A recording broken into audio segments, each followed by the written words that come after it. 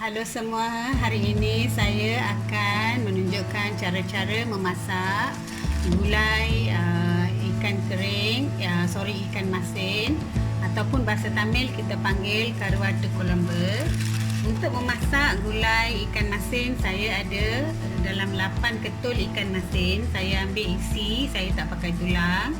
Isi ikan ni ada 8 ketul. Kemudian bahan yang important, ni saya ada kacang ni 1 mangkuk. Ini dia, saya ambil 1 cawan kacang putih ni. Saya rendam 1 jam. Kemudian saya rebus tanpa garam rebus. Jadi macam ni rebus sampai masak. Kemudian sayuran yang saya perlukan 1 terung. Saya dah potong. Ada bendi 4 biji bendi. Kemudian sayur-sayur yang lain, tomato 2 biji besar. Saya punya tomato kecil, jadi saya pakai 4. Cili hijau 2, 3 tangkai daun kari, sedikit daun ketumbar, 4 ulas bawang putih, 1 inci kunyit hidup, 1 inci halia. Kemudian saya ada bawang merah, bawang besar 2 biji. Kalau besar pakai 1 cukup. Jadi itu saja bahannya. Yang lain kita perlukan 1 cawan santan. Tak payah santan pekat, santan cair pun boleh. Kemudian sedikit air asam jawa. Saya ambil asam jawa sebesar limau kasturi. Saya perah jus dia dalam 2 sudu besar lah ya. Itu saja bahan-bahan untuk membuat gulai ikan masin. Sebelum kita membuat gulai ikan masin, isi ikan masin ni saya letakkan dalam satu periuk. Kemudian saya bilas dengan air panas. Kalau tak nanti dia masin sangat. Bawang putih 4 ulas, 1 inci halia, 1 inci kunyit hidup. Kita tumbuk lumat dulu ya. Okey semua, sekarang kita boleh mula menumis kari ikan masin kita. Saya panaskan minyak dalam klepot. Saya menggunakan periuk tanah liat. Kari gulai kita akan lagi sedap. Saya ada 1 sudu besar campuran halba untuk masak kari ikan. Saya masukkan dalam minyak. Campuran halba ikan ni boleh kita beli dari mana-mana kedai runcit. Minta je campuran halba, dia akan bagi. Bahan tumis, spices kita dah wangi. Saya masukkan bawang,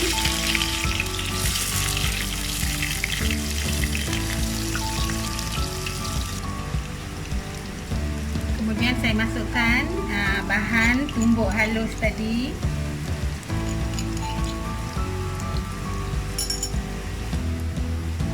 Bawang dah wangi, saya letak daun kari dalam 3 tangkai tadi. Kemudian saya masukkan tomato dengan cili hijau, masuk semua sekali. Kita tumis sehingga tomato tu masak. Tumis sekejap saja. Kemudian saya masukkan terung dengan bendi sekali. Kita letak air 2 cawan dan biar kari ini mendidih dulu. Okey, nampak ya gulai ikan masin kita dah mendidih. Saya masukkan kacang yang telah kita rebus 1 cawan tadi. Saya masukkan semua. Kemudian saya tambah 1 cawan air lagi sebab nampaknya gulai saya pekat. Okey, saya dah tambah air, jadi saya tambah tadi 1 cawan. Jadi kita dah letak tadi semuanya 3 cawan air. Dah masukkan kacang. Kita biar dia mendidih sekejap. Okey, sekarang saya ambil serbuk kari ikan. Sudu makan ni ya, sudu yang kita selalu makan nasi ni. Saya letak penuh macam ni, 3 sudu.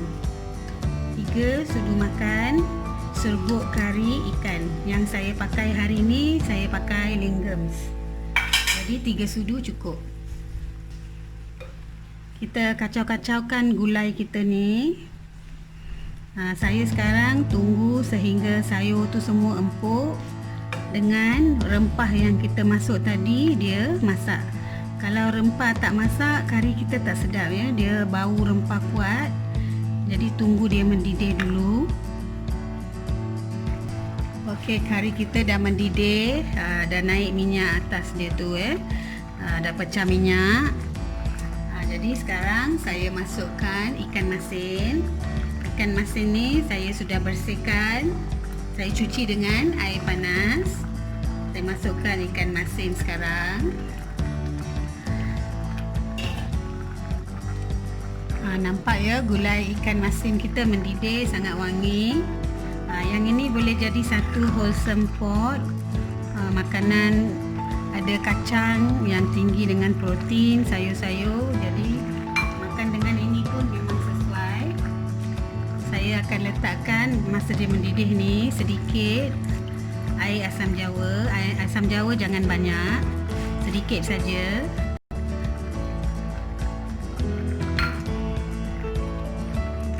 Kemudian saya letak garam sedikit saja sebab ikan masin ni masin ya. Jadi garam kena hati-hati sikit.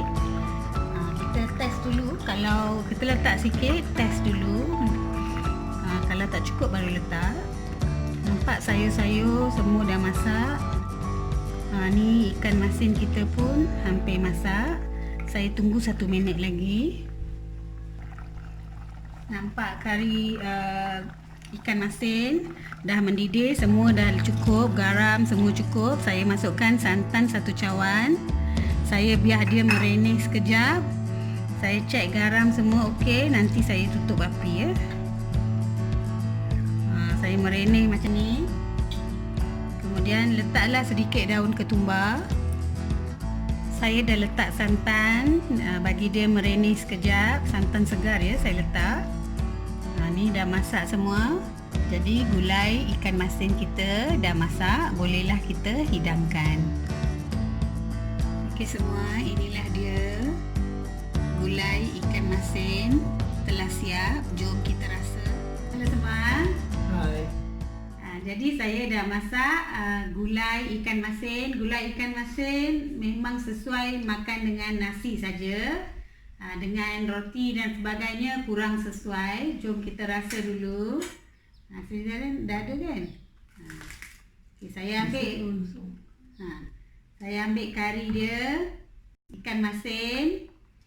Dia memang berprotein tinggi sebab kita ada kacang.